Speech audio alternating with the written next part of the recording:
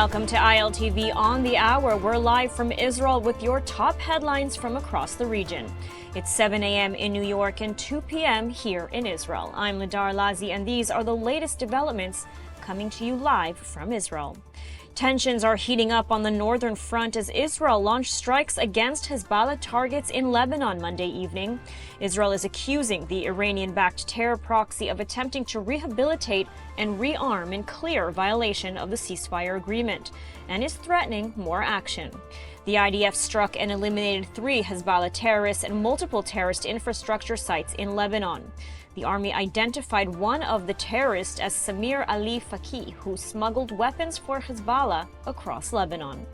Among the targets struck included a rocket launching site in southern Lebanon, including weapons that the army says were aimed directly at Israel, as well as several strategic weapons and other terrorist infrastructure. The IDF said that Hezbollah is continuing to attempt to rehabilitate its terror assets across Lebanon in clear violation of the ceasefire agreement between the two countries. As such, senior Israeli officials warn that should Lebanon fail to uphold its agreement and fully dismantle Hezbollah, Israel will be forced to escalate its attacks and finish the job. And following his meeting Monday at the White House with U.S. President Donald Trump, Syrian President Ahmad al-Sharaa said overnight that his country will not enter direct negotiations with Israel at this time over joining the Abraham Accords. However, he did not rule out the possibility of such talks later, perhaps with U.S. assistance. Speaking from the Oval Office, U.S. President Donald Trump concluded his meeting with al-Sharaa with some positive words. We want to see Syria become a country that's very successful, and I think this leader can do it. I really do. I think this leader can do it. And people said he's had a rough past. We've all had rough pasts. But he has had a rough past, and I think, frankly, if you didn't have a rough past, you wouldn't have a chance. He's a very strong leader. He comes from a very tough place, and he's a tough guy. I liked him. I get along with him, the new president of Syria. And we'll do everything we can to make Syria successful, because that's part of the Middle East. We have peace now in the Middle East, first time that anyone can remember that ever happening. And joining us now with more on Israeli-Syria relations and the prospects for normalization, as well as the latest regional developments, is Dr. Nir Boms, Syria researcher at the Dayan Center at Tel Aviv University. Thank you so much for joining us. Good to be here. So U.S. President Trump met yesterday with the Syrian president. He had some very kind words for al-Sharaa. How would you characterize their meeting? Well, it seems that both sides report a good meeting, and I think part of it is an attempt to show momentum. President Trump, the same president who said that America needs to be great again and focus on internal issues, is actually getting his country more involved, particularly in Middle East affairs. We see it in Syria, we certainly see it in Gaza, we see it elsewhere as well. And part of what was done yesterday is an attempt to solidify this. There's still more details here because this is not all about the president and al-Sharaa meeting. al-Sharaa would like to see more sanctions relief. al-Sharaa would like to see more recognition. President Trump would like to see more stability. He would like to see to make sure that the Iranians are not there. But there's also some other directly Israeli interests that are at play here. And they were discussed partially with some insinuations. And I think the more important pieces of them are to be revealed in the coming days and weeks, whether we'll be able to get into the security agreement in the south, and whether the United States will put more of its weight on another topic that was discussed there, a broader agreement, Syria, Abraham Accords, the same ideas that the American administration is trying to promote. At the moment, the president said this is not the time, but if America will put its weight, perhaps more can be done. And that leaves some openings for the future. Mm-hmm. Now, al-Sharaa, who has consistently been saying that he wants peace with Israel, was a lot more cautious in his meeting with Trump in terms of, he said he's not going to join the Abraham Accords just yet. He wasn't, talking so openly about peace with Israel. I mean, why do you think that is? Well, al-Sharaa is in a different position than he was a few months ago, and I think that what had happened in the south, mainly the Sweda crisis, has a lot to do with it.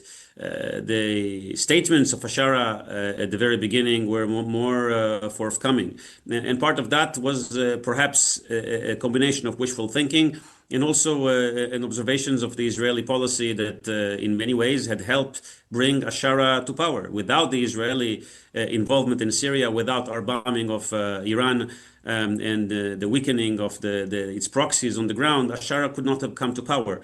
But later on, Israel fairly assertive line is basically taking al-Shara's back a little bit, as well as the embrace that President Trump has given to President Erdogan, a very important pillar in al-Shara's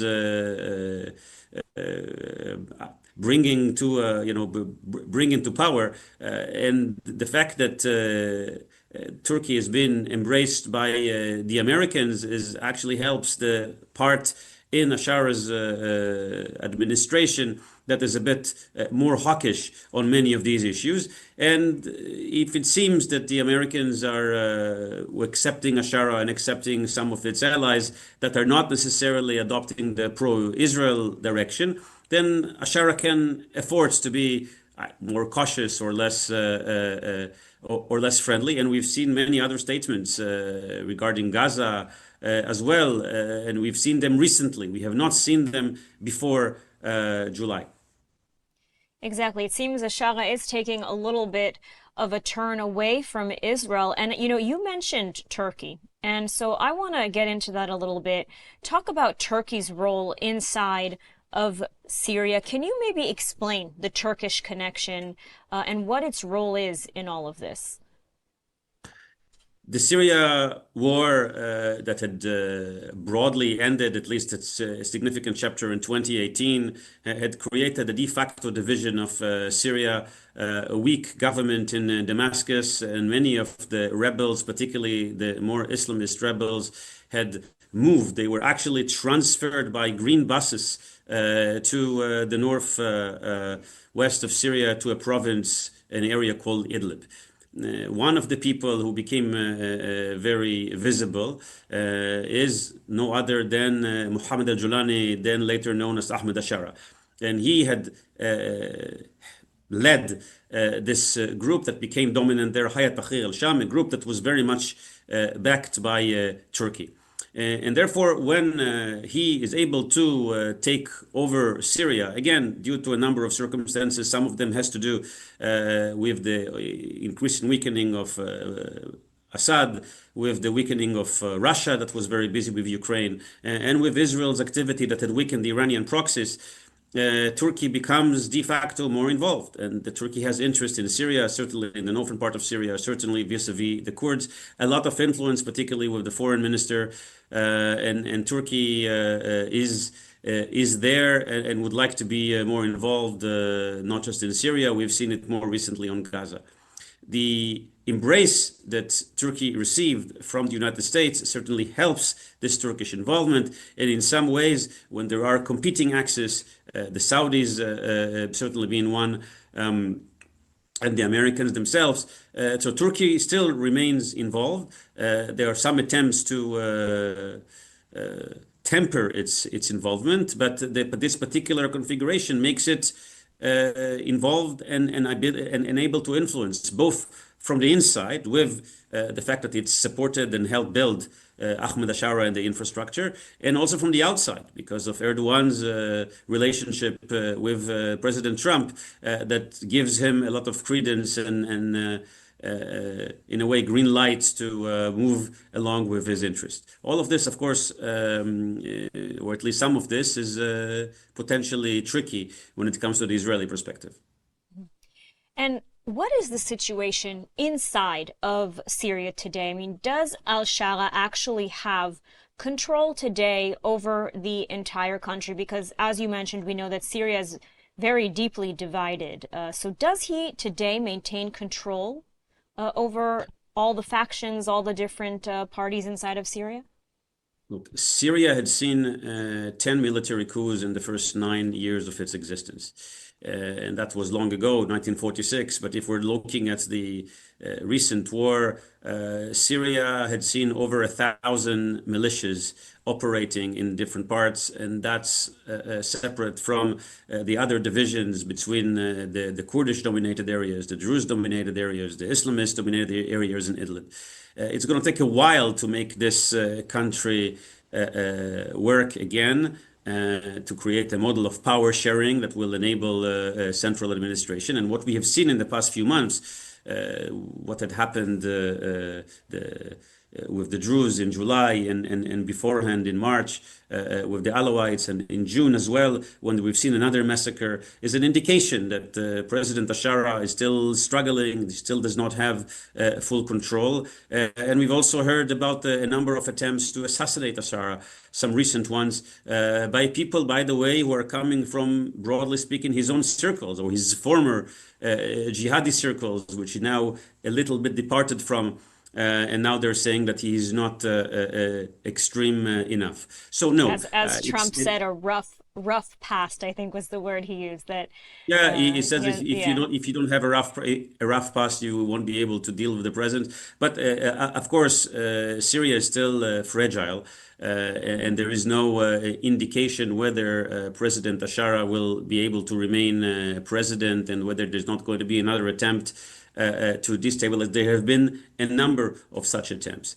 But I would say more broadly that there is an American interest, and I think there's actually an Israeli interest, that Syria will be stable and that Syria will be united with a healthy model of power sharing, and with a model of power sharing that will make sure that minorities in Syria, and certainly groups that are more moderates in Syria, will have more power vis-a-vis Damascus.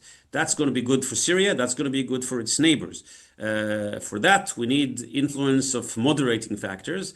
I'm not sure that the Turkish influence is the type of influence that will actually help Syria get there. That's a potential concern. But overall, there is an interest to bring Syria into a stability. Whether al-Sharaa will lead it or somebody else eventually will lead it, that still is the broad interest. And we're certainly not there yet. And I do want to ask because, we are talking about the Abraham Accords. Trump is clearly trying to gain momentum, especially ahead of the planned visit of Saudi Arabia's Crown Prince.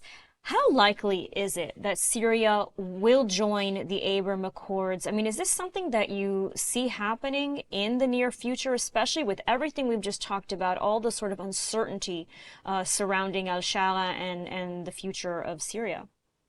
Look, Sudan has joined the Abraham Accords. That's not a country that is completely cohesive, and it's not a country that is able to actually implement the Abraham Accords, but there's still some meaning in its joining the Abraham Accords. And I say this because we were actually much closer in July when we had a Syrian at the Israeli parliament, at the Israeli Knesset, speaking about that particular point following a meeting with President al-Sharaa at a time where some of the issues that we're just speaking about were not on the table. And that was a time when that seems to have been closer to an agreement than to a broader agreement. We have Syrian counterparts who are interested in stability in the region and in engagement with Israel. That's a possibility and a feasibility. And in many ways, it may not be just the Syrian choice alone. And I think in that sense, Ahmad al-Sharaa is to some degree correct. If the Americans will push further, there's a chance for more progress. And perhaps even if it's going to be a fragile statement or an agreement that will have a certain opening for a broader engagement than what we've seen in the past, it can be a positive sign. It is possible as it is not plausible. I think this is not something that is necessarily right now on the table, as was indicated. But I think that if the Americans and some of their allies would like to see additional stability in the region and would like to increase their sphere of influence and to make sure there's going to be less reasons to fight, means like the Abraham Accords are actually very useful to achieve some of these objectives. And therefore, there's going to be an additional push. And it's not unlikely that Syria will be able to join this agenda in some way. All right, Dr. Nir Boms, thank you so much for taking the time to speak with us today and for your unique insights. Thank you. And moving on now to Gaza, the United States is reportedly planning a $500 million base near Israel's Gaza border. This according to an exclusive report by Israeli website Shomrim. According to the report, which cited Israeli officials familiar with the initial plans, the facility would be used by the international forces operating inside Gaza to maintain the ceasefire and disarm Hamas, and would include several thousand troops. The report also stated that potential locations are already being scouted in the Gaza envelope. And meanwhile, on Monday, Prime Minister Benjamin Netanyahu met with White House advisor Jared Kushner in his office in Jerusalem. Also in attendance at the meeting were Strategic Affairs Minister Ron Dermer, U.S. Envoy Steve Witkoff, along with his advisor Arya Lightstone. The meeting reportedly focused on the implementation of the second phase of U.S. President Donald Trump's Gaza peace plan, including the demilitarization of Gaza and the elimination of Hamas from any future role in the Strip. And so joining us now with more on the latest developments in Gaza is political and military analyst Major Elliot Chodov. Thank you so much for joining us. My pleasure. So let's start with this report of a new U.S. base on the border with Israel. What do you make of this? This is further erosion of Israeli sovereignty. The idea of placing a foreign military base, and let's be clear, it's going to be an American-built base, but manned with troops from, at this point, who knows which countries. We know that Turkey would very much like to be there. Qatar would very much like to be there. So suddenly Israel finds itself hosting troops of, let's say, less than friendly countries. I don't want to call them enemies at this point, but as we know, President Erdogan of Turkey has expressed an interest in dropping a nuclear weapon on Tel Aviv. That's not exactly a sign of friendship. There's a basic rule, and it goes back to deep origins of political sociology and the German sociologist Max Weber. Foreign troops on your territory is essentially an intrusion on your sovereignty. Sovereignty is about maintaining what Weber called the monopoly of the use of violence within your territory, and this gives up that monopoly. For Israel in particular, that also means farming out or signing out or contracting out its security along that border. Because as we know, and we've seen this in South Lebanon with UNIFIL, the presence of foreign troops doesn't protect Israel. It protects the others from Israel. And so Israel suddenly finds itself in a situation where because I don't believe it's an if, Hamas refuses to fully disarm or refuses to disarm at all and begins to rebuild beyond what it's already doing, if Israel needs to operate, it's now going to have to coordinate with whatever forces are there. And what happens if they decide not to coordinate? What happens if they refuse Israel permission to go in? Once again, Israel's defense and sovereignty is now being contracted out to others, whoever they may be. Now, Jerusalem insists that it is still in control. We had the Prime Minister's spokeswoman, Shosh Bedrosian, yesterday saying that Israel is still in control and working in collaboration with the United States. But from what you're saying, I mean, it really does seem like the United States is slowly taking over the operations. We know they've already taken over aid distribution. How is this? I mean, I want to sort of get into this a little bit more. I mean, how is this going to affect Israel's security long term and also relations with the United States in the near future? So first of all, the bottom line of who has authority is ultimately the person or the body that is capable of saying yes. Anybody can say no. And as we've seen in recent months, that yes has to come from the United States. And the prime minister can say all he wants about Israel being in control, but it's only in control as long as the Americans agree to it. And by my way of thinking, that's not full control. That's conditional control. The taking over of humanitarian aid concerns me less. That's administrative. Now, within the context, it's an issue, but in and of itself, it concerns me less. The humanitarian aid has to go in somehow, and there is something to be said for Israel kind of detaching itself from that and letting others handle it for a whole bunch of really obvious reasons, including whatever doesn't work now is no longer Israel's fault, so to speak. And we don't need the credit for it. When it comes to security, we're in an entirely different place because that's a slippery slope. We know things are escalating in Lebanon. Here again, no surprise. Hezbollah, just like Hamas, they're not violating the agreement. They're ignoring it, as is Hamas. And Israel has to hold them to the word for Israel's security purposes. The minute somebody else has a say in that, and here with all due, and I mean this seriously, not cynically, with all due respect to the Israeli-American friendship relationship, our goals and objectives and policies are not in perfect sync. They never are. Two countries can never be perfectly coordinated. What happens when there's a crease, and it's already happening, when there's a crease, when there's a bit of a conflict, and right now we're not talking about a major conflict, but minor conflicts, does Israel give up on its long-term needs in order to maintain the short-term friendly relationship that America could threaten to turn sour? This is a swamp that I think that best if Israel didn't get into it, but I don't know if the government really has much of a choice at this stage. Mm-hmm. And there is also the issue of the 200 Hamas terrorists that are, the U.S. is really pressuring Israel to release them in exchange for them handing over their weapons. There are about 200 terrorists basically trapped on the Israeli side of the Yellow Line, underground in their terror tunnels, and the U.S. wants Israel to release them. Now, it's a pretty outrageous request considering, they may just say they will disarm, but they'll just walk over the Yellow Line and simply pick up weapons on that side.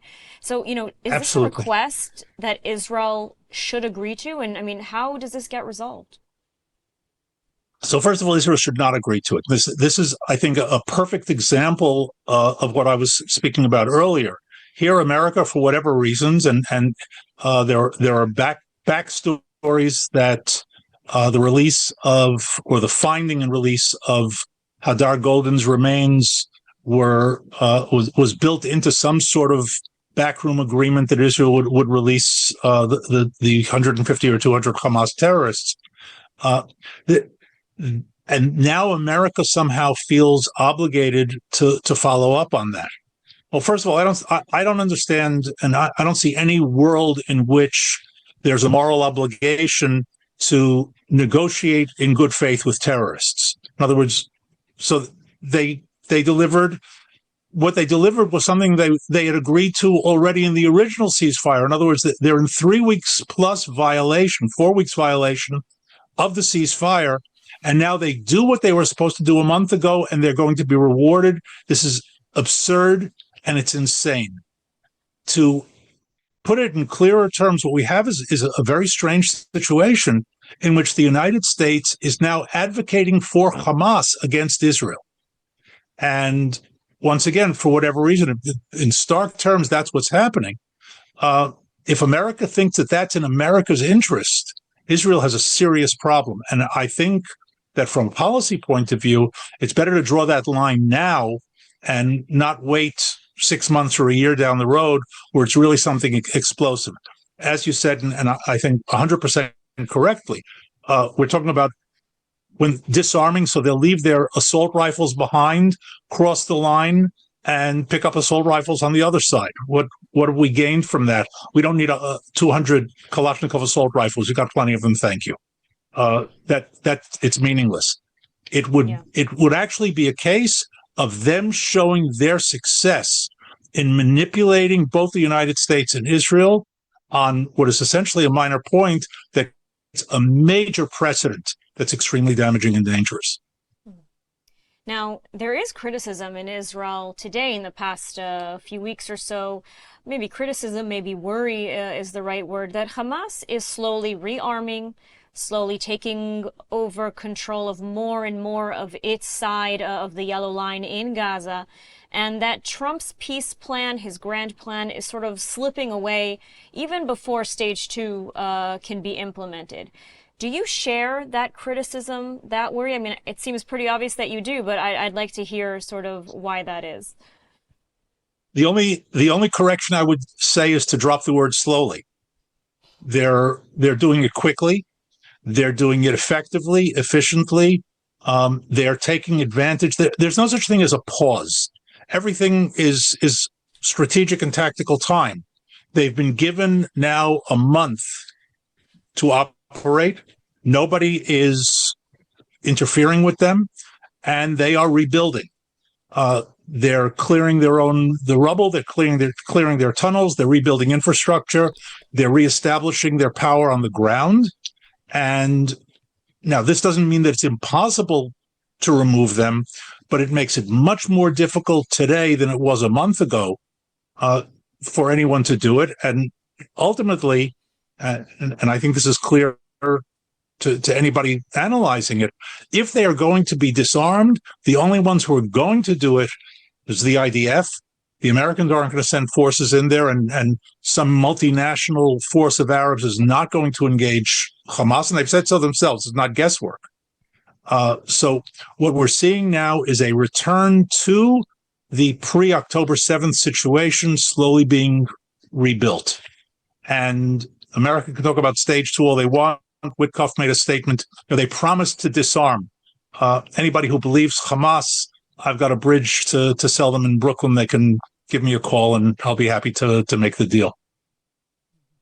Absolutely.